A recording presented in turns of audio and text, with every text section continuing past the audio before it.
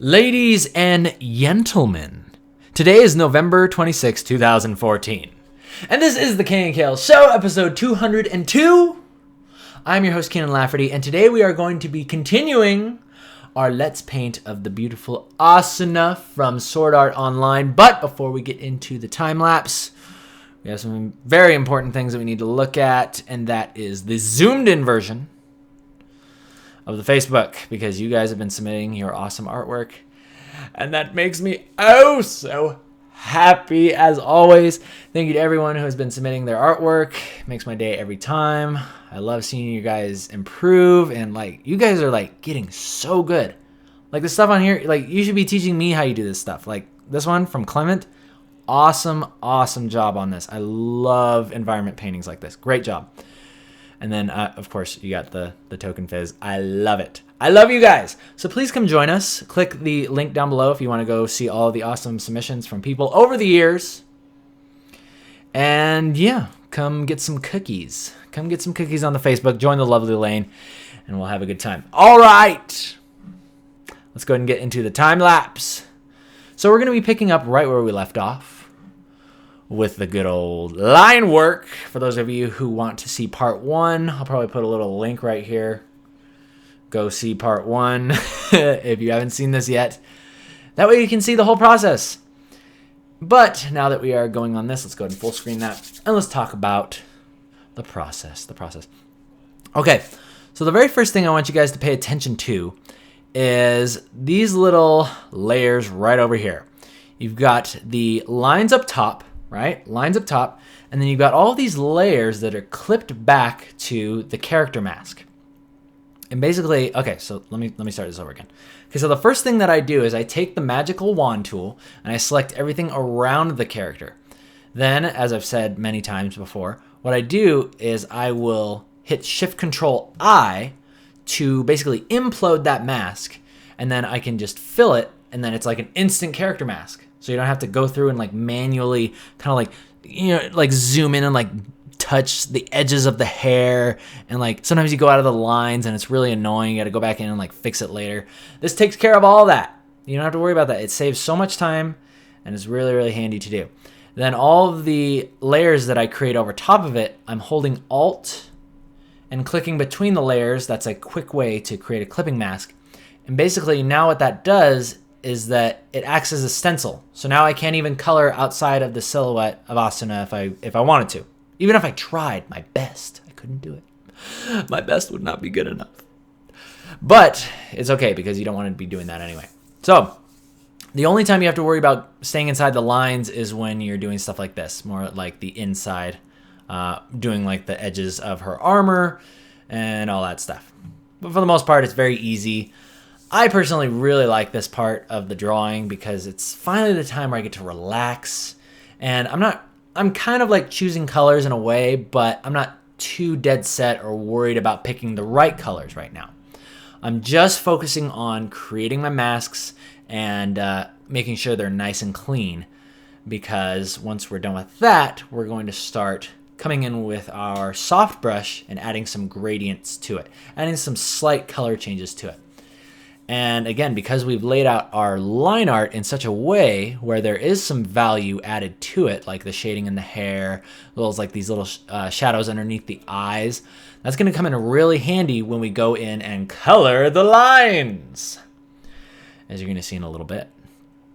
But yeah, my suggestion is everybody should just be doing this technique. Granted, there are people that do it better, in terms of this is kind of a mix between cleanliness and messiness. I don't know. If there's a spectrum of where my art style lies, I don't like to make it super clean. I don't like to lasso every little bit. If I was working on this as a splash for Riot, oftentimes what we had to do was we would have to sort of lasso and keep the armor plating all on one layer. Basically every single material had to have its own layer, and this makes it really easy for rendering materials to the level of League of Legends splash arts.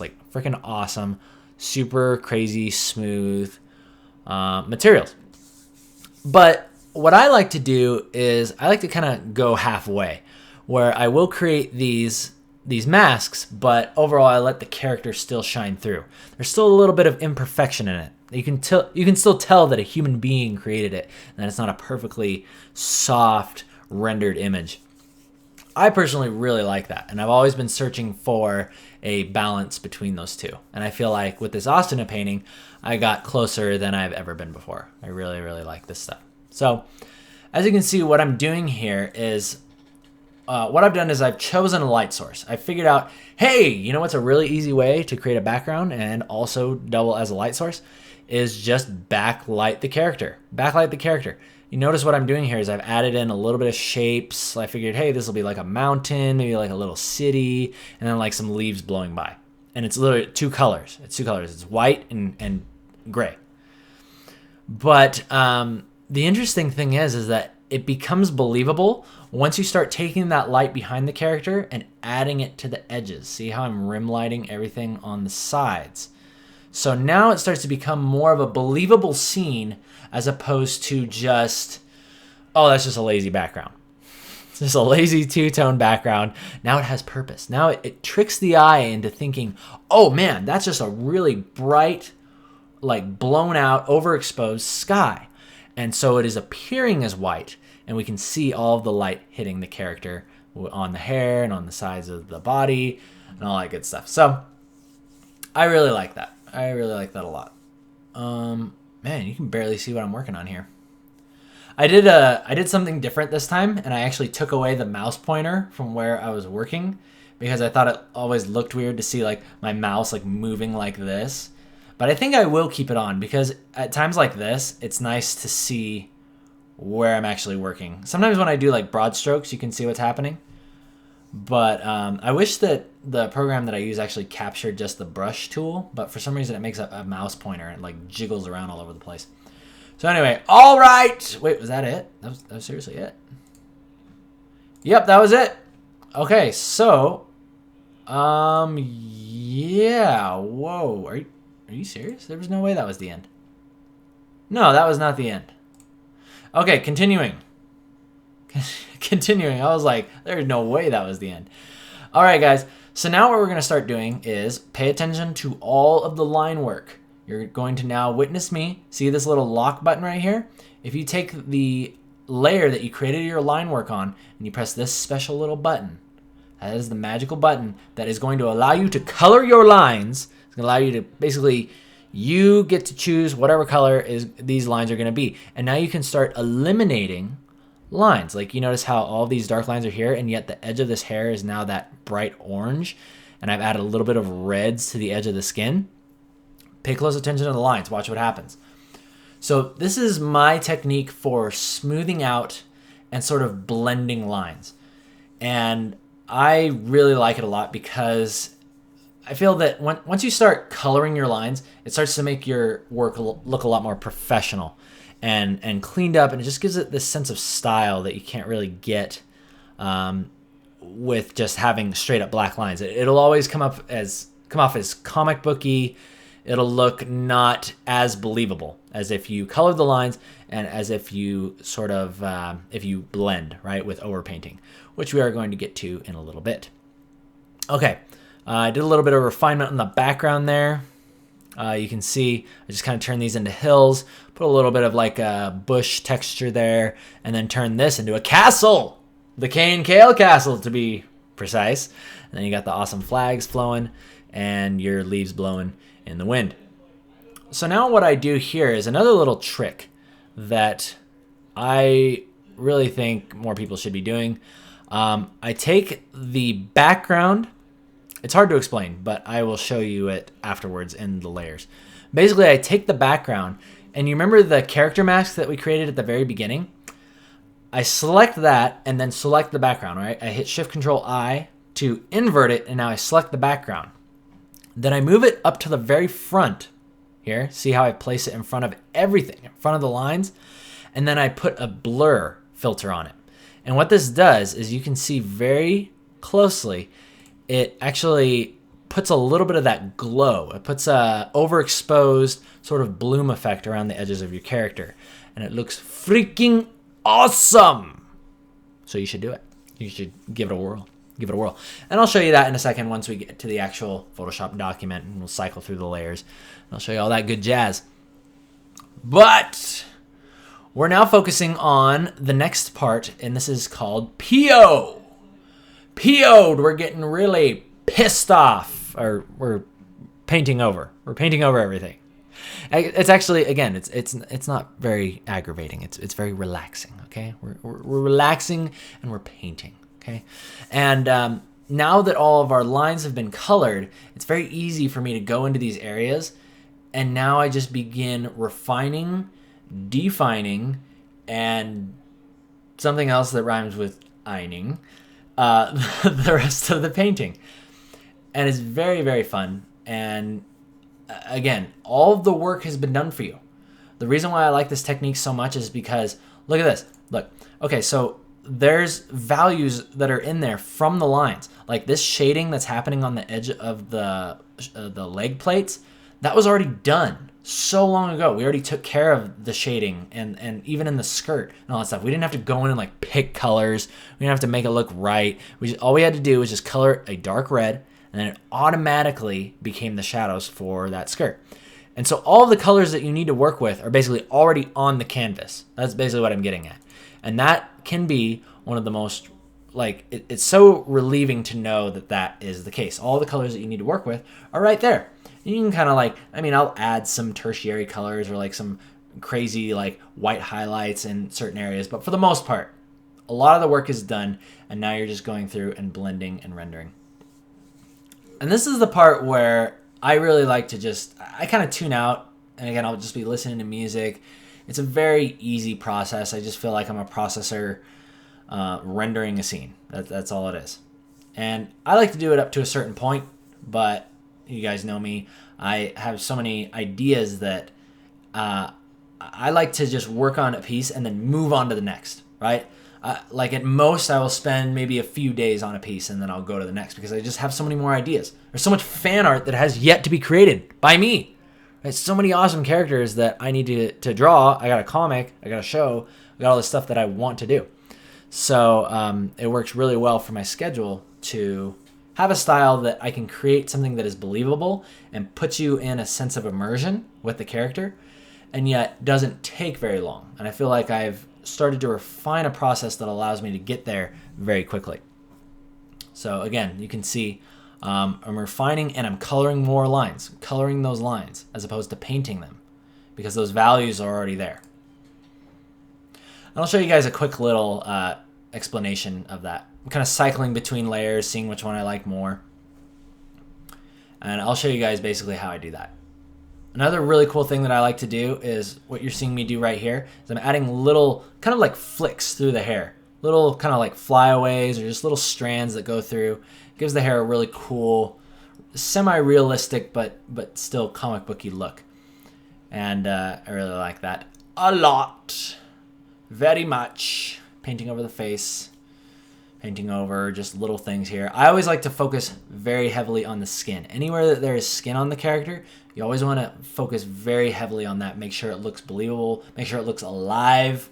Make sure it looks sexy, right? Because that's where your viewer is going to look first. Anywhere that there's human skin, they will pick up on it. And more than anything, people just have a way of discerning when skin looks fake.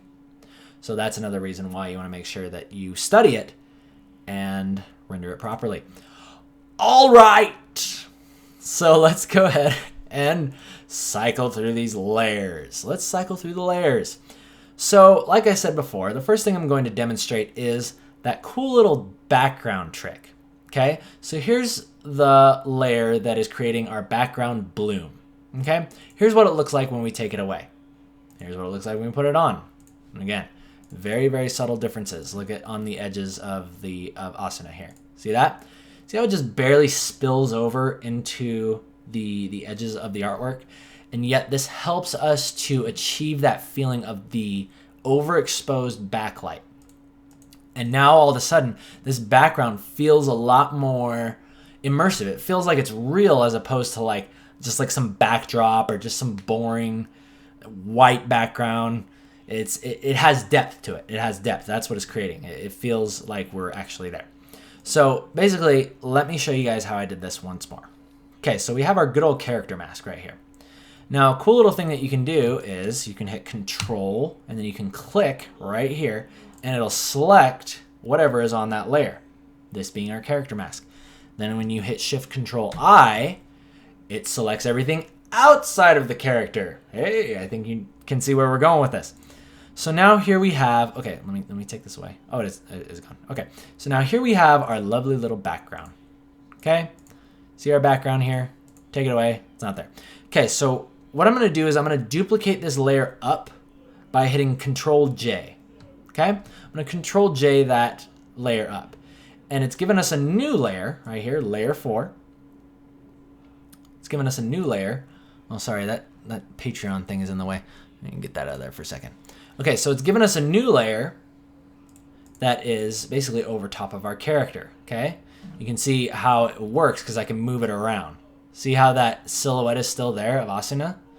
Very interesting. So we'll go ahead and put that at the top. And then you're gonna go to Filter, and then you're gonna go to Gaussian Blur, or Gaussian. I don't know how to pronounce it. I always say Gaussian. And then depending on how many pixels you decide to blur it, it's gonna give you more and more of a overexposed feeling to it. I think I settled around like 4 pixels or something like that, because it just needs to be subtle. You don't want to overdo it. Just subtle, okay? All right, so that's basically how I did that, and you can move it around, see all that good jazz.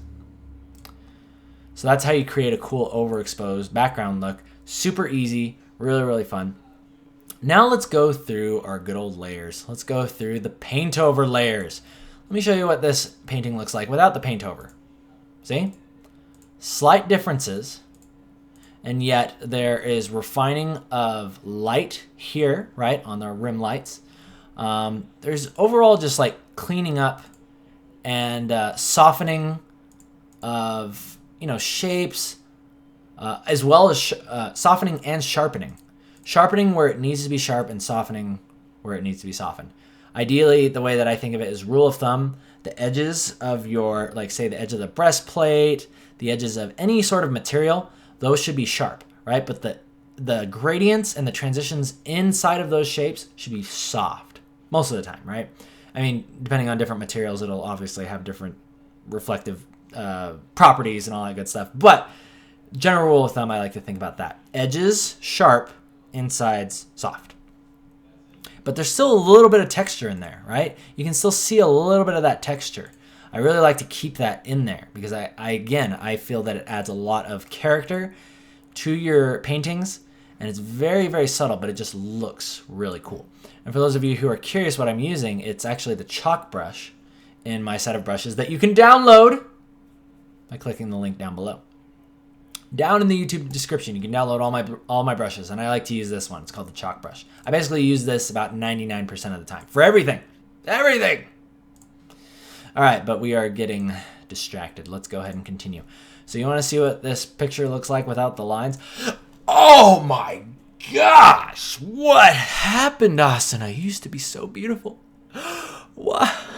Okay, you're good. Okay, you're good. No, but seriously, like it's interesting how much my lines actually add the definition to the painting. You can still see, basically this is all the color. The colors that I'm adding underneath are very simple. And I'm using soft brushes to basically lay my colors down on the canvas, and I just work with those. So the way that I always like to describe it as is everything, you have the character, right? You have character with lines. Then like an animation cell, we'll lay all the colors behind the character. Then once we have something that we like there, we are going to color the lines to blend them, to make them less apparent. And I'm going to demonstrate that to you right now as well. Okay, so look, basically this is how it works. So say when I first started this painting, all of these lines in here were black, right? Or very dark. Okay, so you can see how that looks okay, but it looks kind of muddy. It doesn't look like the hair is alive. So what I like to do is I will literally, I'll usually just like eyedrop a color, right? It's like, hey, I like that color. Let's see how that looks. And then I'll kind of like lighten those edges and see how now it has so much more life. It looks like there's light going through the hair. And all we're doing is coloring the lines. See, isn't that interesting? Very, very interesting. I like it. Similarly, we could just color everything pink, right? And see how it only colors the lines? Because you've learned about that secret magical button that locks the pixels. And of course, if we were to put that behind it, see, now it looks weird because, you know, obviously the lines are too light. Too light of value. All right.